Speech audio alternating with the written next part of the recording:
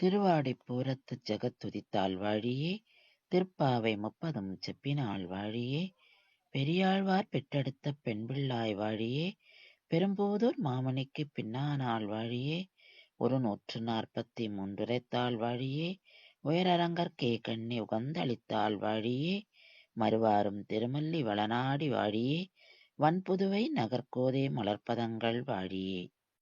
வெளியாண்டாள் சன்னதி இது ஸ்ரீரங்கத்துல இருக்கு. ஏன் வெளியாண்டாள் சன்னதினா, இந்த சன்னதி ஸ்ரீ ரங்கநாதர் கோவிலுக்கு வெளியில இருக்கும். ஆனா கோவிலுக்கு கிட்டயே இருக்கு. பெரியாழ்வார் ஸ்ரீ ஆண்டாள இங்க கூட்டுண்டு வர்றார் ஸ்ரீ ரங்கநாதர் கல்யாணம் பண்ணி கொடுக்கறதுக்காக. 2 பேருமே ஸ்ரீவில்லிபுத்தூர்ல இருந்து ஸ்ரீரங்கத்துக்கு வரா. வந்த உடனே இங்கதான் தங்கினா. அதாவது ஸ்ரீ ஆண்டாள் பெருமாளை கல்யாணம் பண்ணிக்கிறதுக்கு முன்னாடி தங்கின இடம் இது. இந்த இடத்துல ஸ்ரீ ஆண்டாள் அமர்ந்த கோலத்துல, கல்யாண கோலத்துல காட்சி அளிக்கிறா. அப்படிதான் இந்த இடத்துல தங்கினாலாம்.